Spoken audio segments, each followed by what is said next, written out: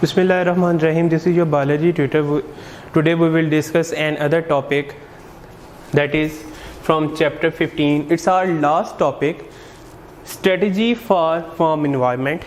मैंने last lecture में आपके साथ स्ट्रेटजीज को डिस्कस किया था कि हीट कंजर्वेशन और हीट प्रोडक्शन. तो हीट कंजर्वेशन और हीट प्रोडक्शन में हमने शिवरिंग और नॉन शिवरिंग में थर्मो रेगुलेशन देखा. हीट कंजर्वेशन के अंदर हमने दो कंडीशंस देखी जिसमें मैंने आपसे एक डिस्कस की थी जो मैंने आपको बताई थी कोल्ड इन्वायरमेंट या कूल इन्वायरमेंट के ऊपर बात की थी. और आज जो है वो हमने बात करनी है वार्म इन्वायरमेंट के हवाले से कि जब जो इन्वायरमेंट है वो गर्म हो जाएगा तो तब मैमल्स कैसे जो है वो रिस्पॉन्ड करते हैं. पहले तो हम देखते हैं वार्म इन्वायरमेंट है क्या.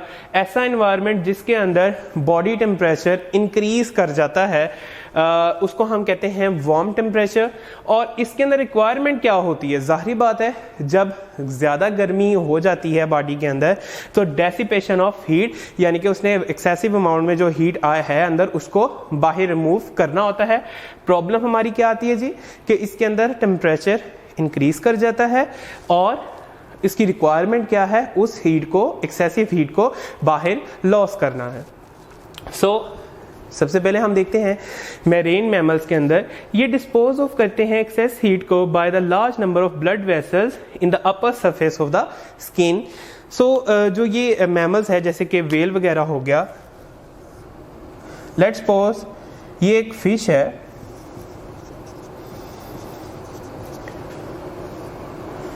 ये उसके ऑर्गन्स हैं.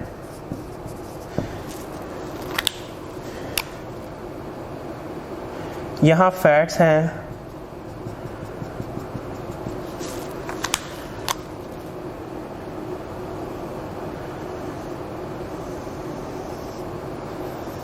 ये जो अपर सरफेस है यहाँ large number of blood vessels हैं on the upper area of the skin. यहां से वो आउट कर देंगे एक्सेसिव हीट को.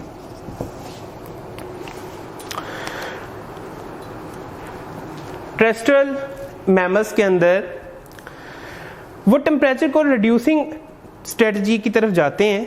मिसाल के तौर पर एवेपोरेटिव कूलिंग, आपको अच्छी तरीके से इसका पता है, जिस्म के अंदर से बुखारात की सूरत में पानी का निकलना और ठंडक का एहसास होना. तो अगर हम इसको मोर प्रिसाइज कर लें, स्वेटिंग जो है पसीने का आना वो ह्यूमन के अंदर है. बाय पैंटिंग ये मॉडिफाइड है लंग्स. डॉग के उनका रेस्पिरेटरी सिस्टम तेज हो जाता है जिससे वो अपनी जुबान को बाहर निकालता है, हांफता है और एक्सेसिव हीट को रिमूव कर देता है.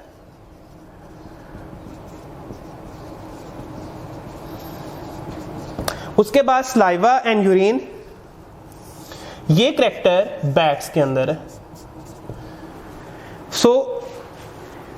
ये है टेरेस्ट्रियल एनिमल्स मैमल्स के अंदर जो है वो वार्म इन्वायरमेंट से लड़ने की strategy.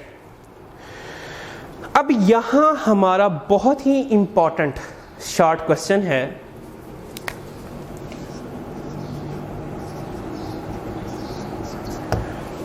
Thermostat function and feedback mechanism. Thermostat, therm तो आपको पता है हीट की फ्लक्चुएशन को जाहिर करेगा, उसको एक स्टेट में लेके आना है, नॉर्मल स्टेट में लेके आना है जब बॉडी नॉर्मल फंक्शनिंग अपनी कर सके. फीडबैक मैकेनिज्म आपने स्टार्ट ऑफ द चैप्टर में पढ़ा है. फीडबैक मैकेनिज्म के तीन हिस्से हैं, रिसेप्टर है, कंट्रोल सिस्टम है एंड इफेक्टर और लास्ट में उसका रिस्पॉन्स. फीडबैक मैकेनिज्म जो है इसके तीन कंपोनेंट्स हैं, रिसेप्टर, कंट्रोल सिस्टम, इफेक्टर जो कि ज्यादातर मसल्स वगैरह या टिश्यूज होते हैं, और फिर इनका रिस्पॉन्स. सो होम्योस्टेट, थर्मोस्टेट जो है बेसिकली ये मैकेनिज्म है जो ह्यूमन के ब्रेन सिस्टम में मौजूद है। ह्यूमन के ब्रेन सिस्टम के कौन से पार्ट में? हाइपोथैलेमस, थैलेमस के नीचे ये फोर ब्रेन का पार्ट है।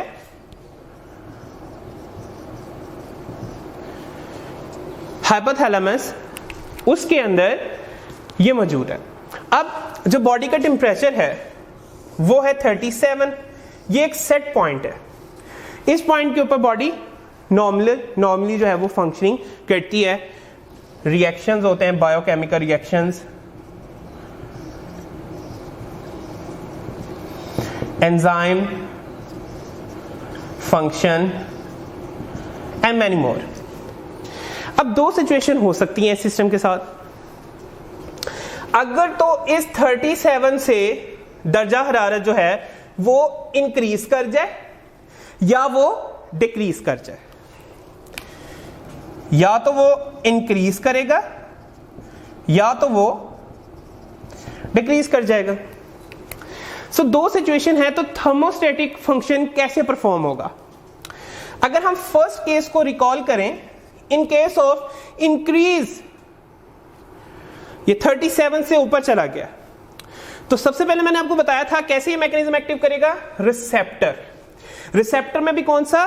Thermo receptor. इसने इसको डिटेक्ट कर लिया। उसने डिटेक्ट किया कि स्किन के अंदर जो है वो बॉडी टेम्परेचर इंक्रीज कर गया। ये एरो जो इस तरीके से मैंने जाहिर किया है, इसका मतलब है कि इंक्रीज कर गया। अब उसने कंट्रोल सिस्टम को सिग्नल किया, सेकंड काम किया।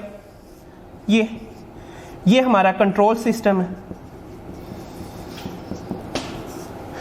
इसने आगे अफेक्टर के पास रिस्पॉन्ड लेके आना है, रिस्पॉन्स लेके आना। तो दो तरह के रिस्पॉन्स आएंगे। एक तो ब्लड वेसल वेजोडाइलेशन हो जाएगी या इवेपोरेटिव कूलिंग, यानी कि अगर वेन्स उनका साइज ये है तो उसका साइज इंक्रीज कर दिया जाएगा, उसको डायलेट कर दिया जाएगा ताकि ज्यादा ब्लड का सप्लाई हो। दूसरा है इवेपोरेटिव कूलिंग। इवेपोरेटिव कूलिंग कहते हैं, जैसे आपसे डिस्कस किया मैंने, स्वेटिंग होना, इसको इवेपोरेटिव कूलिंग कहेंगे।